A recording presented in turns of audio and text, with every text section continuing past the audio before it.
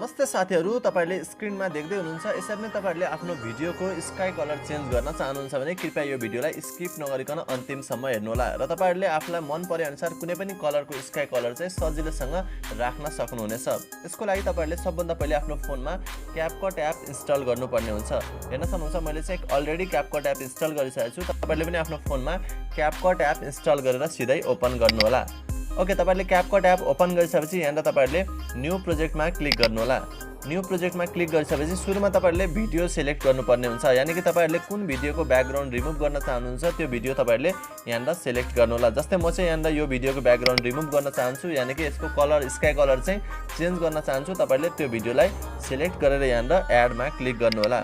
Okay, एडमा click गरिसकेपछि हेर्न सक्नुहुन्छ यहाँ मेरो भिडियो आइसकेको छ, ओरिजिनल भिडियो। र यदि तपाईहरुको लास्टमा यसरी वाटरमार्क आउँछ भने यानी कि हेर्न सक्नुहुन्छ यहाँ क्यापकट भनेर आउँछ। तपाईहरुले यसलाई डिलिट गर्नलाई सजिलैसँग सिलेक्ट गर्नु होला। त्यसपछि तपाईहरुले यहाँ डिलिटमा क्लिक गरिदिनु होला। त्यसपछि तपाईहरुले यो भिडियोको स्याचुरेसनहरु मिलाउनु भयो भने अझ तपाईहरुको भिडियोमा लाइट आउनेछ। यसको लागि तपाईहरुले सुरुमा भिडियोलाई सिलेक्ट गर्नु होला। त्यसपछि तल तपाईहरुले यहाँ स्क्रोल गर्नु भयो भने तपाईहरुले एउटा अप्सन पाउन सक्नुहुनेछ। ओके, तपाईहरुले यहाँ हेर्न सक्नुहुन्छ एडजस्ट भन्ने अप्सन रहेको छ। तपाईहरुले एडजस्टमा क्लिक गर्नु होला। एडजस्टमा क्लिक गरिसकेपछि सुरुमा तपाईहरुले स्याचुरेसनमा सिलेक्ट गर्नु होला। त्यसपछि अलिकति स्याचुरेसन बढाउनु होला ताकि तपाईहरुको भिडियोमा अझ अलिकति लाइट आउनेछ।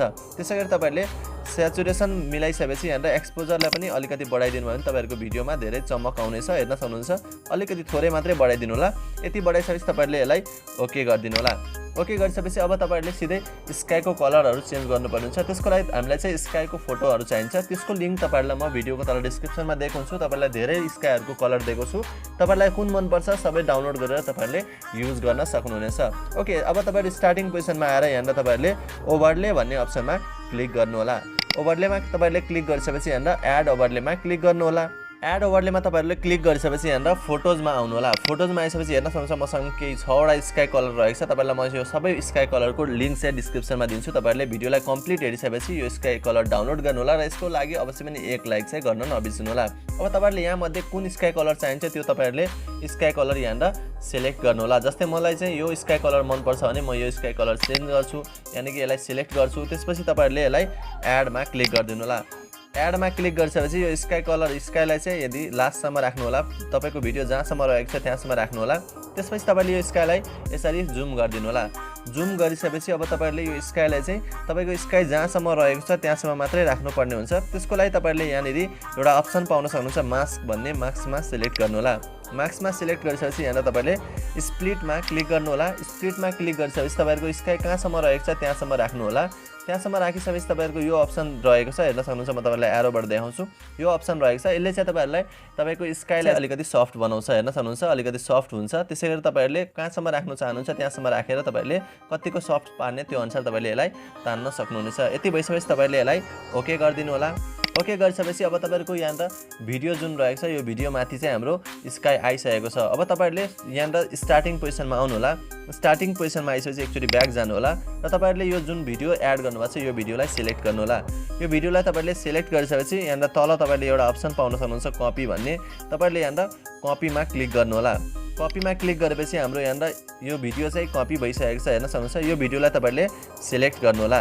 सिलेक्ट गरिसकेपछि तपाईहरुले यहाँ अब तपाईहरुले अर्को अप्सन पाउन सक्नुहुन्छ यहाँ ओभरले भन्ने। तपाईहरुले ओभरलेमा क्लिक गरिदिनु होला। ओके, ओभरलेमा क्लिक गरिसकेपछि तपाईहरुले अब यो भिडियोलाई तानेर तपाईहरुले अगाडिको पोजिसनमा यानी कि हाम्रो भिडियो सँगसँगै राख्नुपर्ने हुन्छ। हेर्न सक्नुहुन्छ यो भिडियो हाम्रो यहाँ रहेको छ। यो भर्खर हामीले ओभरले बनाएको यसलाई चाहिँ तपाईहरुले स्टार्टिङ पोजिसनबाट राखिदिनु होला। ओके, हेर्न सक्नुहुन्छ मैले चाहिँ यहाँ स्टार्टिङ पोजिसनबाट राखिदिइसकेको छु। अब हामीले चाहिँ यो जुन भिडियो एड गरेको छ यसको चाहिँ ब्याकग्राउन्ड रिमुभ गर्नुपर्ने हुन्छ। ओके, त्यसको लागि तपाईहरुले यहाँ जुन भिडियो भर्खर तपाईहरुले ओभरलेमा एड गर्नुभएको छ यसलाई तपाईहरुले सिलेक्ट गर्नु होला। सिलेक्ट गरिसकेपछि अब तपाईहरुले यहाँनेरि एउटा अप्सन पाउन सक्नुहुन्छ रिमुभ ब्याकग्राउन्ड। यसको लागि तपाईहरुले आफ्नो फोनमा इन्टरनेट चाहिँ अन गर्नु होला। ओके, रिमुभ ब्याकग्राउन्डमा तपाईहरुले क्लिक गर्नुभयो भने तपाईहरुको ब्याकग्राउन्ड चाहिँ सजिलैसँग रिमुभ हुन्छ। तपाईहरुको यो चाहिँ इन्टरनेट स्पिड अनुसार हुनेछ। ओके, फाइनली मेरो ब्याकग्राउन्ड रिमुभ भइसकेको छ र मेरो स्काई पनि यहाँ आइसकेको छ। अब तपाईहरुले हेर्न सक्नुहुन्छ हाम्रो भिडियो कस्तो बनेको छ भनेर म तपाईहरुलाई यहाँ प्ले गरेर देखाउन गइरहेको छु। स्काई चाहिँ यस्तो टाइपको भइसकेको छ। यानी कि हाम्रो ब्याकग्राउन्डमा स्काई कलर चाहिँ चेन्ज भइसकेको छ। र तपाईहरुलाई यो स्काई कलर चेन्ज गर्ने आइडिया कस्तो लाग्यो मन पर्यो भने अवश्य पनि एक लाइक गरिदिनु होला ताकि म तपाईहरुलाई आउने दिनमा यस्तै नयाँ भिडियोहरु चाहिँ ल्याएर दिनेछु। र फाइनली तपाईहरुले यो भिडियोलाई आफ्नो फोनमा सेभ गर्नुभन्दा अगाडि तपाईहरुलाई यहाँ क्वालिटी मिलाउनु पर्ने हुन्छ ताकि तपाईहरुको भिडियो क्वालिटी राम्रो आउनेछ।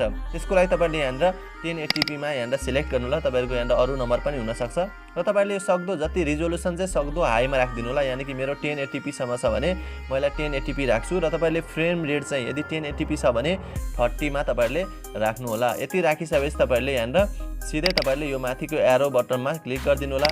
एरो बटनमा क्लिक गर्ने बित्तिकै तपाईहरुको भिडियो एकदम छिटो भन्दा छिटो फोनमा सेभ हुनेछ र तपाईहरुले आउने दिनमा यस्तै भिडियोहरुको लागि च्यानललाई सब्स्क्राइब गर्दिनु होला। नेक्स्ट ट्रेन्डिङ ट्युटोरियल यस्तै इन्ट्रेस्टिङ भिडियोको साथ अवश्य पनि उपस्थित हुनेछु। अहिलेलाई बाइ बाइ।